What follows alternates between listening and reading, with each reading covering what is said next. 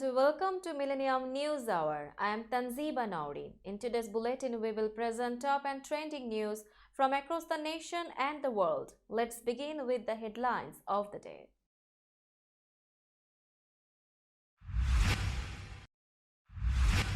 On third anniversary of George Floyd's death, Biden stops GOP-led effort to block DC police reform law. Biden releases new strategy to tackle rise in anti-Semitism, says hate will not prevail. Ukrainian President Vladimir Zelensky delivers surprise commencement speech to Johns Hopkins. Oath Keepers founder Stuart Rhodes sentenced to 18 years for seditious conspiracy in January 6 attack. US study finds 1 in 10 get long COVID after Omicron starts identifying key symptoms. COVID pill Paxlovid gets full FDA approval after more than a year of emergency use.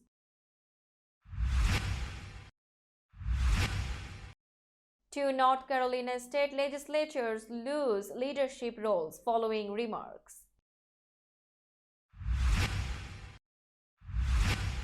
Tina Turner, queen of rock and roll, whose triumphant career made her world famous, dies at 83. South Korea, US troops hold large live fire drills near border with North Korea. 3 dead after attack in central Japan. Suspect with rifle and knife holed up in building. South Korea launches first commercial-grade satellite as North Korea plans first spy satellite. Ex-Mayor Jahangir's mother Jayeda wins Ghazipur city polls in Bangladesh.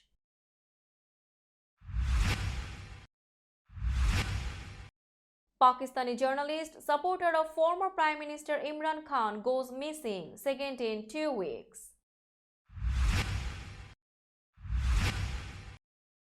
Police in El Salvador arrest soccer club officials after deadly stampede.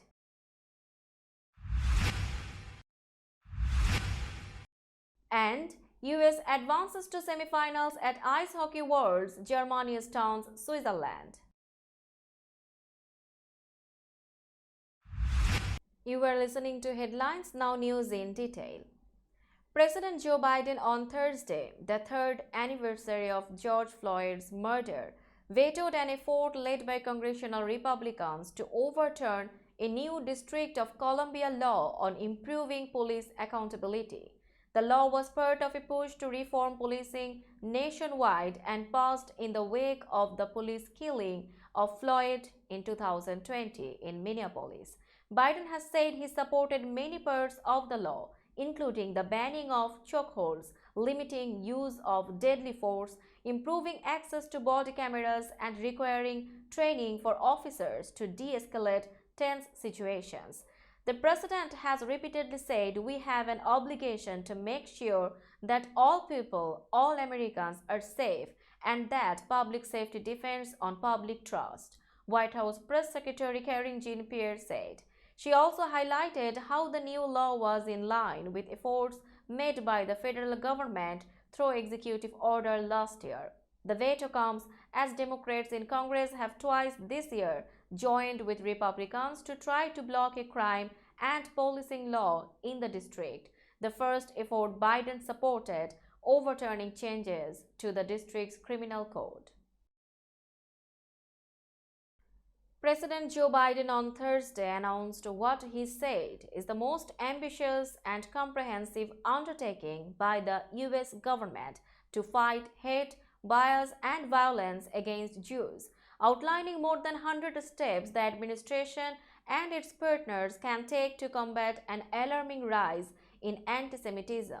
Speaking during a videotaped address at the White House, Biden said the first US national strategy to counter anti-Semitism sends a clear and forceful message that in America, evil will not win, hate will not prevail, and the venom and violence of anti-Semitism will not be the story of our time.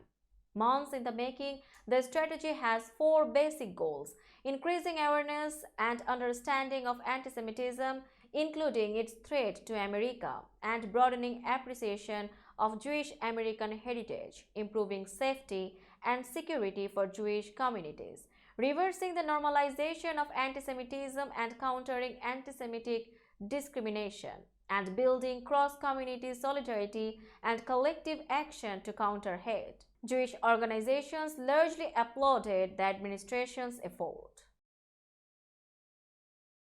During a surprise commencement address to graduates of Johns Hopkins University on Thursday morning, Ukrainian President Vladimir Zelensky told them to take advantage of the time and resources they have to pursue their passions and uphold the democratic values at stake in his country's war against Russia.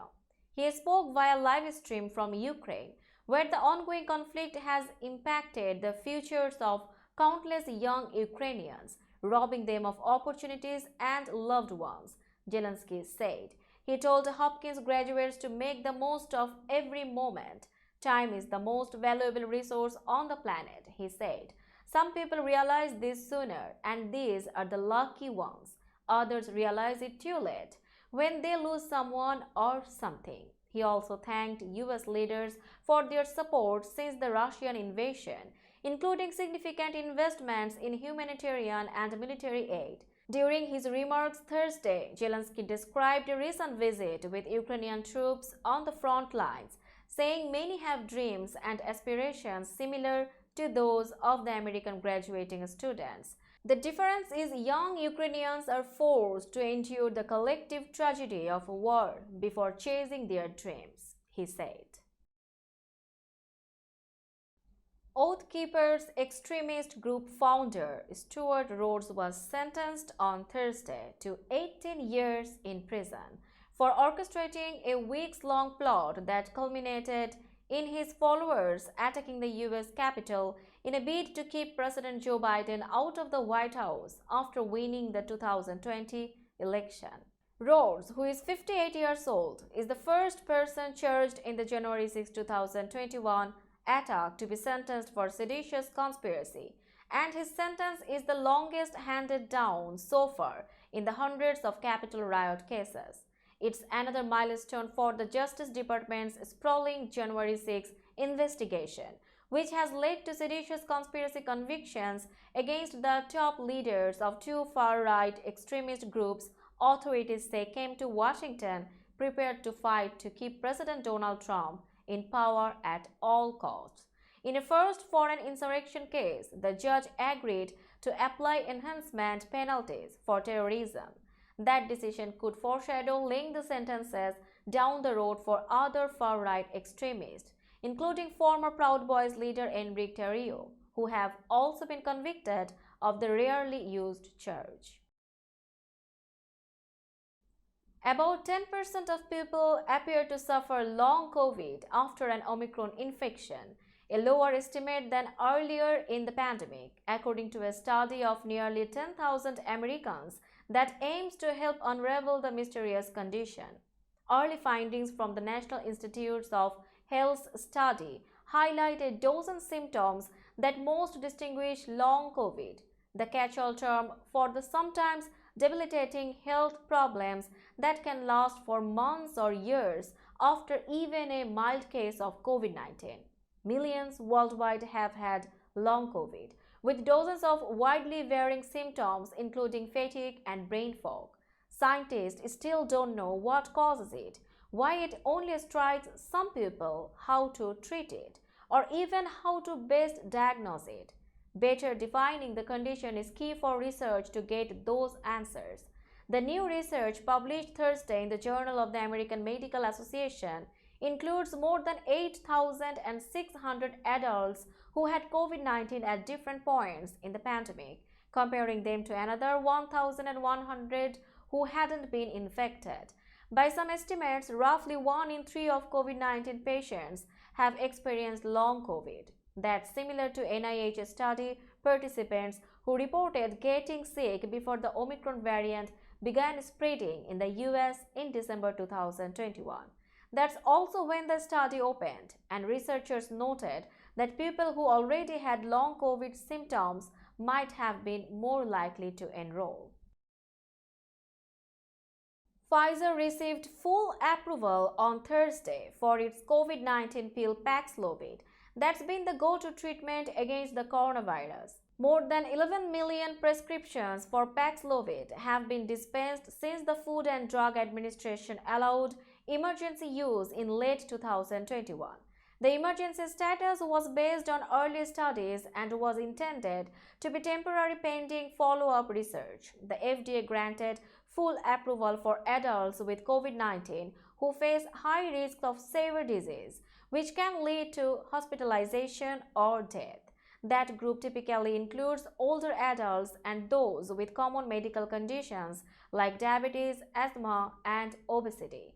The decision allows Pfizer's drug to remain on the market indefinitely and to be marketed similarly to other drugs. The pill is still available for children ages 12 to 17 under a separate emergency authorization.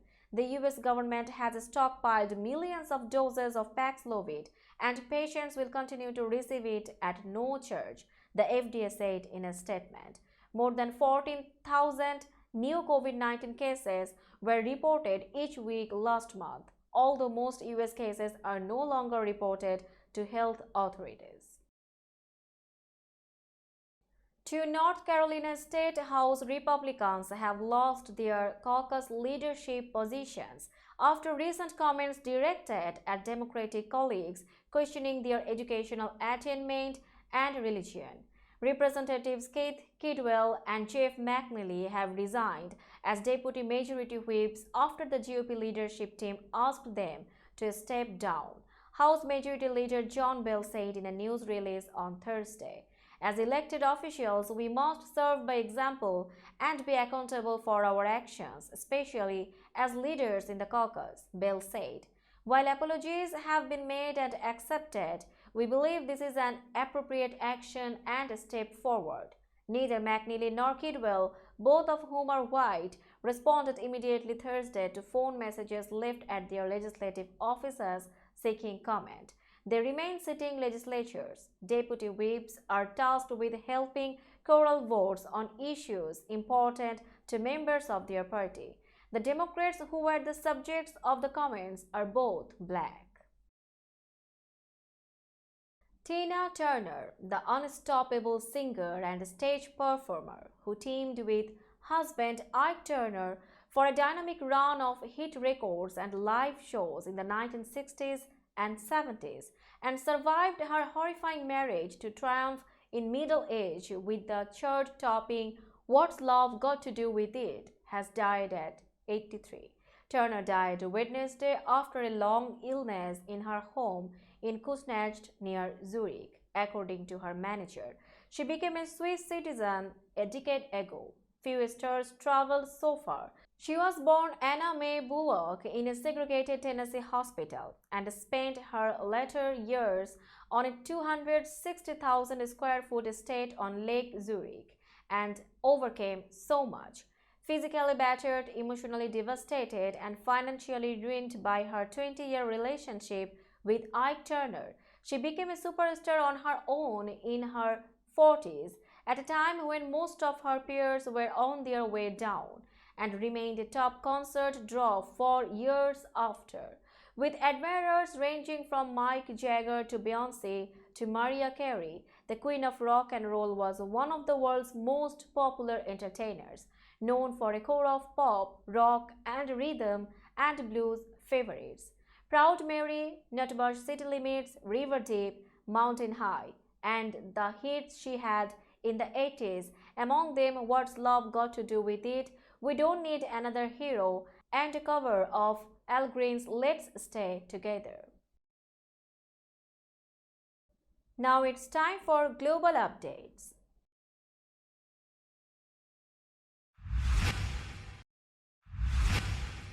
The South Korean and US militaries conducted large live-fire drills near the border with North Korea on Thursday, despite the North's warning that it won't tolerate what it calls an invasion rehearsal on its doorstep. The drills, the first of 5 rounds of live-fire exercises through mid-June, mark 70 years since the establishment of the military alliance between Seoul and Washington. North Korea typically reacts to such major South Korean US exercises with missile and other weapons tests. Since the start of 2022, North Korea has test launched more than 100 missiles, but none since it fired a solid fuel intercontinental ballistic missile in mid-April. It says the tests are a response to expanded military drills between the US and South Korea. But observers say North Korea aims to advance its weapons development and then wrest greater concessions from its rivals in eventual diplomacy. The US-South Korean firing exercises, called Combined Annihilation Firepower Drills, are the biggest of their kind. The drills have been held 11 times since they began in 1977. According to the South Korean Defense Ministry, the drills involved 2,500 troops and 610 weapons systems such as fighter jets, attack helicopters, drones, tanks, and artillery from South Korea and the United States, according to the South Korean Defense Ministry. The most recent exercises in 2017 drew about 2,000 soldiers and 250 weapons assets from both countries. 3 people, including 2 police officers, were killed in Nagano in central Japan on Thursday, and a suspect with a rifle and knife was holed up inside a house, police said. They say 2 women later escaped from the house. NHK Public Television said one of the women told police that the attacker is her son and that his father is chairman of the city assembly.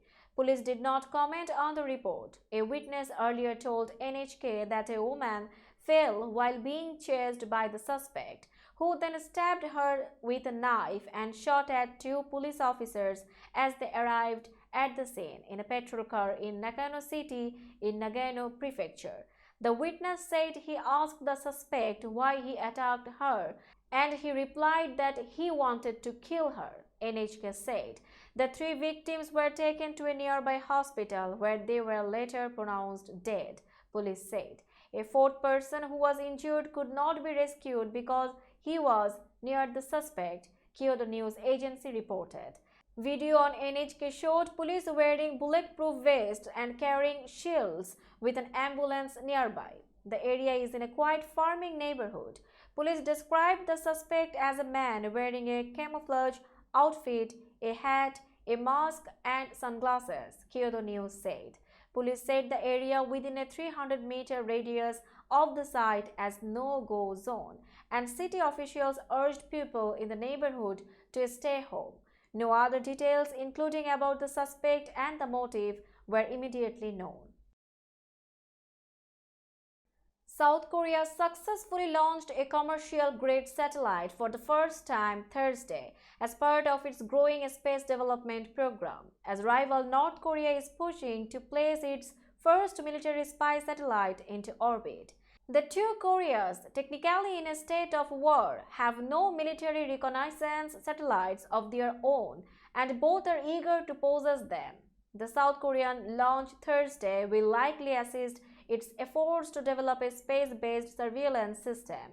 The domestically built 3-stage Nawreen rocket lifted off from a launch facility on a southern island with a payload of 8 satellites, including a main commercial-grade satellite whose mission is to verify radar imaging technology and observe cosmic radiation in a near-Earth orbit.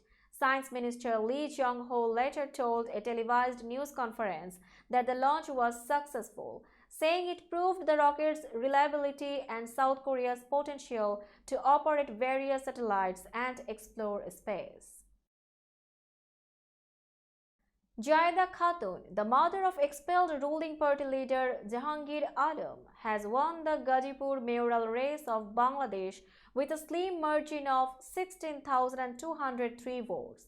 Jayada secured 238,934 votes in 480 centers. Unofficial results showed at 1:30 a.m. on Friday after day-long voting through electronic machines on Thursday.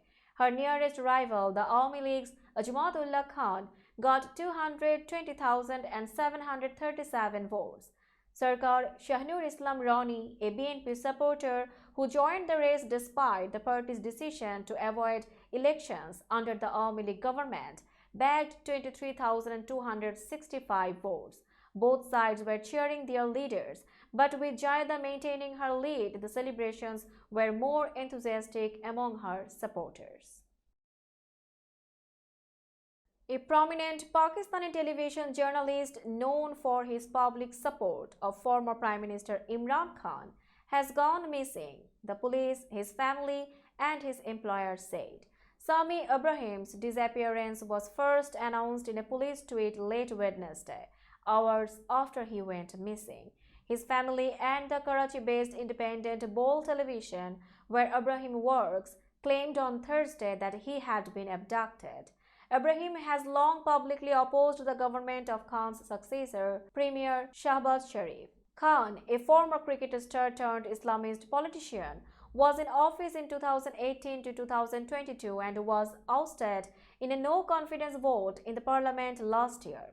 In a news announcement, Bol TV said Ibrahim was taken by unidentified men on Wednesday. Ibrahim's brother Ali Raza filed a police complaint claiming that 8 people in 4 vehicles intercepted his brother's car on his way back home from work in the capital, Islamabad, and took him away. His driver was unharmed. The police tweet promised they would do their best to find the well-known TV reporter. Ibrahim's disappearance comes 2 weeks after another pro-Khan TV journalist, Imran Riaz, went missing. Pakistani police have denied detaining him. Now it's time for business news.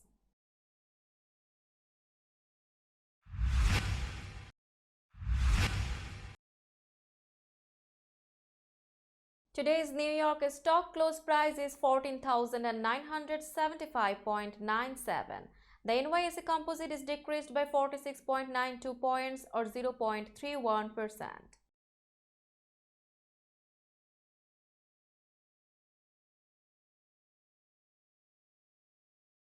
Tokyo stock close price is 30,801.13. The Nikkei 225 index is increased by 118.45 points or 0.39%.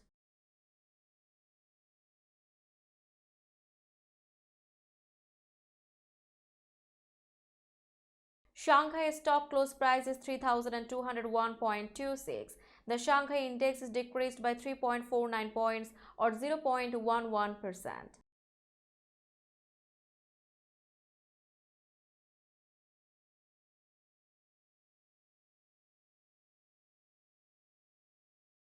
Hong Kong stock close price is 18,746.92. The Hang Seng index is decreased by 369.01 points or 1.93%.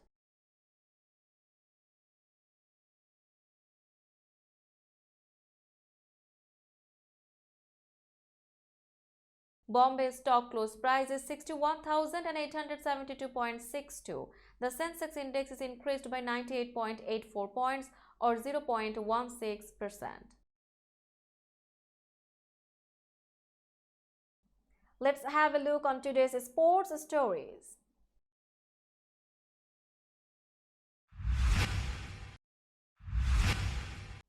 Police in El Salvador have arrested the president of soccer club Alianza, as well as other club officials and stadium personnel, in connection with a stampede that left 12 fans dead last weekend. The Attorney General's office said Thursday that Alianza president Pedro Hernandez and club security manager Edwin Ventura were among several people arrested. It was not immediately clear who their lawyers were.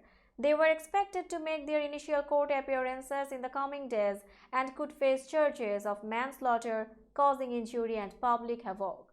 Authorities said hundreds of fans were enraged Saturday night when they weren't allowed to enter the stadium despite having tickets. They pushed until they knocked down an entrance gate, and people were crushed and suffocated under the pressure.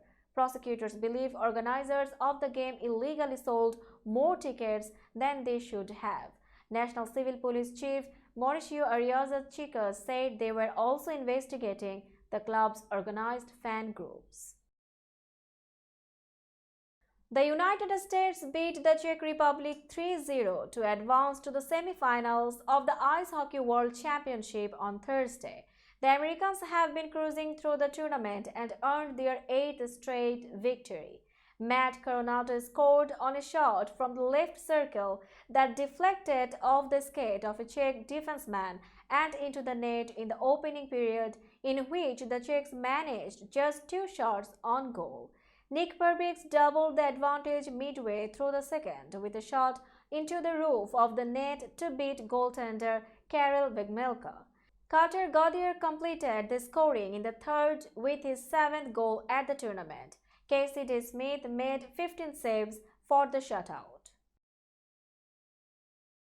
Let's have a look on today's weather forecast.